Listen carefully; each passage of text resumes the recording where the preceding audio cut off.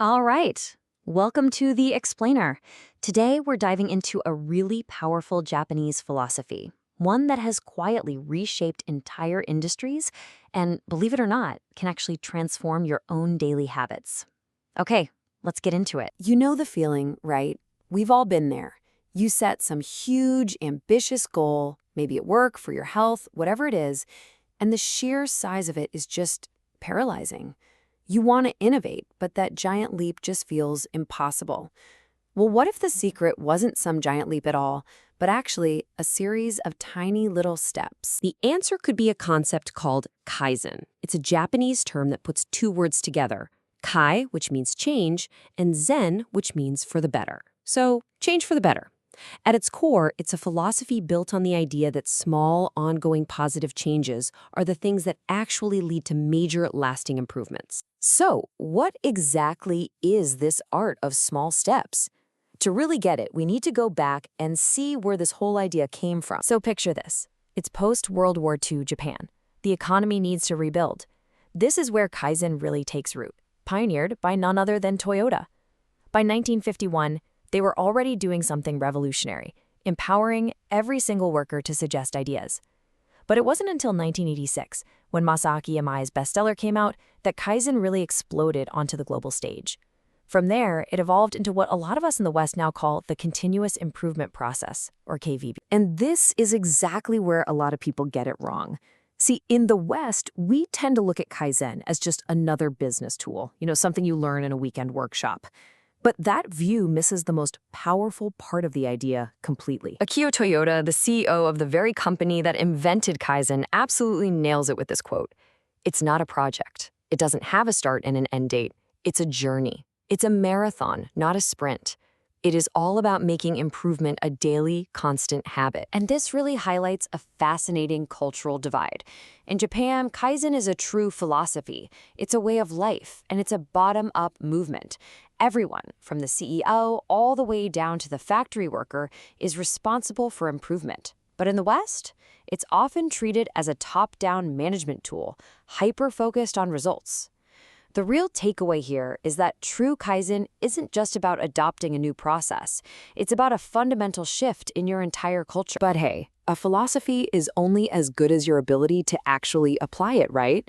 So let's get practical. Let's look at the toolkit that brings Kaizen to life. At the very heart of Kaizen is something called the PDCA cycle. It's this simple four-step loop that just keeps going.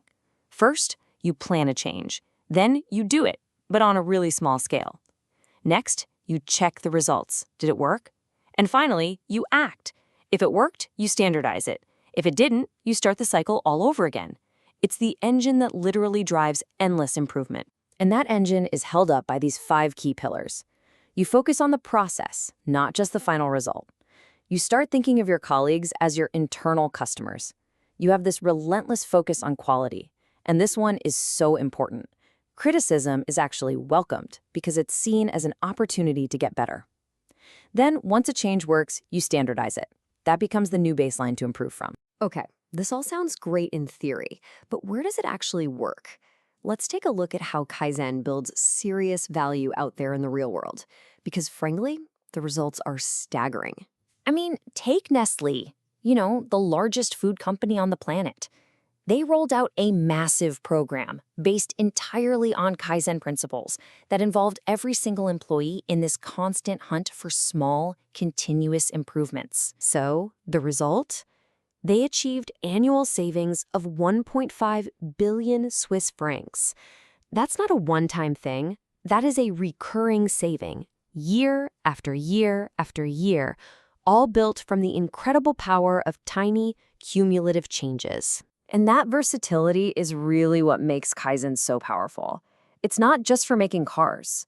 Ford uses it to make their HR and recruiting better. McDonald's uses principles like just-in-time cooking to make sure your food is fresh, but the service stays lightning fast. And a Japanese manufacturer, Toto, used it to improve both their product quality and the work environment for their people. So how do you take this huge, global, industrial strength philosophy and bring it into your own life and your own work? Well, It's actually way easier than you might think. A perfect place to begin is with a Kaizen tool called the 5S method. It's a simple 5-step process for creating a workspace that is more organized, more efficient, and just less stressful. And it works for absolutely anything: your desk at the office, your garage, even your kitchen. So the 5 steps, which all start with S in Japanese, basically walk you through it. First is seiri. You sort, you get rid of everything you don't need. Then seitan. You systematize. You give everything that's left a logical home. Third, seiso. You shine, or just clean the space.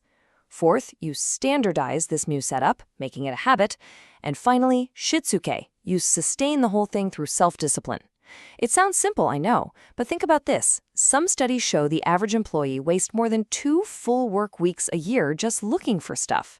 That's the exact problem 5S is designed to solve. And when you zoom out and apply this way of thinking to everything, the payoff is huge.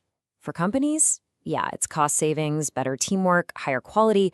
But for us as individuals, it means more motivation, less wasted effort, and a really powerful engine for personal growth. And that's the real win, right? Kaizen isn't just about improving a business. It's about improving ourselves. See, Kaizen never really ends. It's about starting right now with just one small change. So I'll just leave you with this question. What one small step, one that's so small it's almost impossible to fail at, will you take today to make things just a little bit better?